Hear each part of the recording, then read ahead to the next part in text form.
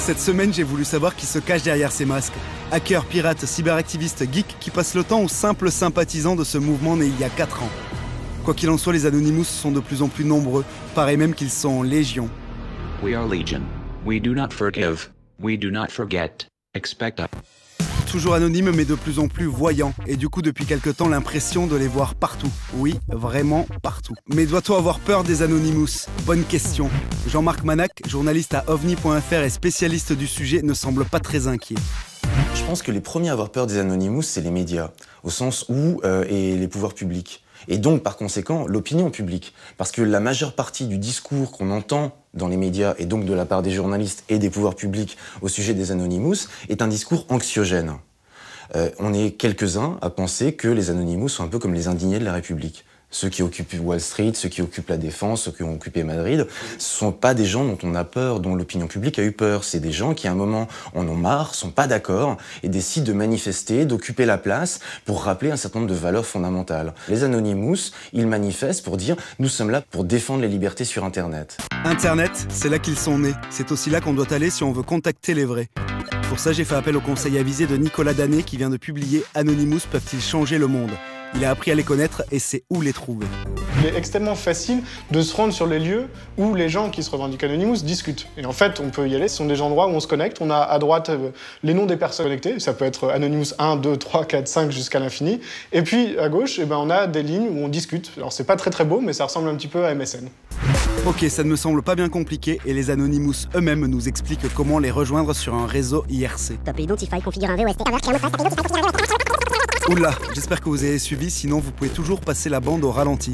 Et dans les Anonymous, il n'y a ni chef, ni porte-parole, ni attaché de presse qui peut nous indiquer le bon client à rencontrer. Un des symboles d'Anonymous, c'est un personnage avec un costard, cravate, mais sans aucune tête. C'est de dire qu'en fait, n'importe qui peut se retrouver derrière Anonymous, et si vous interrogez quelqu'un qui se revendique Anonymous, au final, vous n'aurez que son histoire personnelle. Et oui, visuellement, être un Anonymous, ce n'est pas très compliqué. Direction un magasin de farce à attrape et le tour est joué.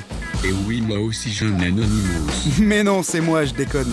Et pour comprendre le phénomène dans son ensemble, c'est plutôt l'ensemble des actions que fait Anonymous qui permettent de saisir l'impact que ça peut avoir dans la société.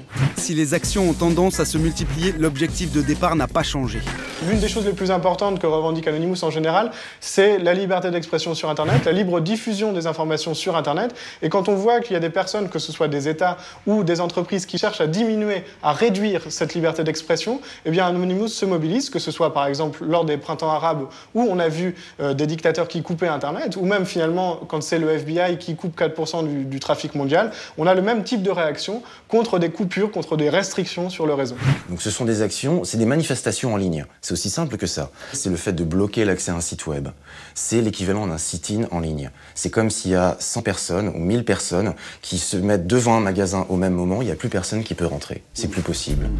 Plus seulement derrière leurs écrans, les Anonymous battent désormais le pavé. Il y a quelques jours en France, plusieurs milliers ont manifesté contre la mise en place de nouvelles lois aux États-Unis ou en France censées lutter contre le piratage sur Internet. Au final, Anonymous n'est pas du tout un pouvoir révolutionnaire au sens où il voudrait prendre les armes et arriver au pouvoir. Quand on regarde les discussions des personnes qui se revendiquent Anonymous, on se rend bien compte que finalement, c'est plutôt sur certaines actions ponctuelles qu'ils vont essayer de faire passer des messages et de diffuser ensuite ces messages dans la société. Sur la dimension symbolique, Anonymous représente un contre-pouvoir. Ne pas prendre les armes, mais en croire certains, la guerre de la toile est déclarée. L'invasion Anonymous a commencé, l'Empire doit contre-attaquer. On a comparé les Anonymous à Al-Qaïda, on a entendu parler de cyberguerre, de World War Web.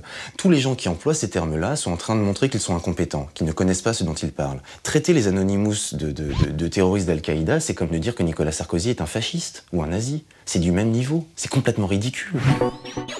C'est très clair que Anonymous, c'est un peu, quelque part, des gens qui font des grands sourires et s'amusent sur Internet. C'est de loin pas les grands méchants qu'on voit dans des intrusions très coûteuses et très dommageables pour les entreprises en termes de propriété de données qui fuitent. Expert en sécurité informatique, Philippe Langlois a les compétences pour faire partie de cela. S'ils piratent les systèmes des entreprises, c'est pour montrer qu'ils sont vulnérables. Mais certains ne le font pas pour les bonnes raisons. Du coup, doit-on avoir peur des hackers ? Clairement pas. En général, on dit il y a une intrusion informatique. Parce que hacker, ça peut tout vouloir dire. Si aujourd'hui vous apparaissez quelque part à la télévision, dans les médias en disant « je suis un hacker », pour la quasi-totalité de l'opinion publique, c'est comme si vous disiez « je suis un pirate informatique ». Moi, je fais souvent l'analogie avec les musulmans. tous les talibans sont musulmans, mais tous les musulmans sont pas des talibans.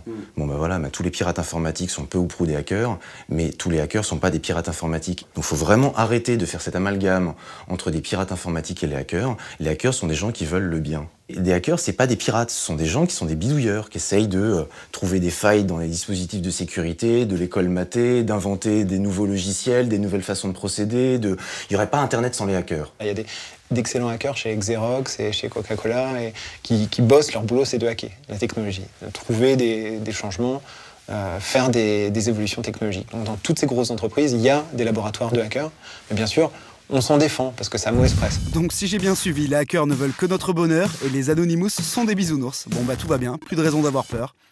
Quoique. Si vraiment le problème c'est Anonymous pour l'État, à ce moment-là, ils se rendent pas compte dans la merde dans laquelle ils sont. Ouais.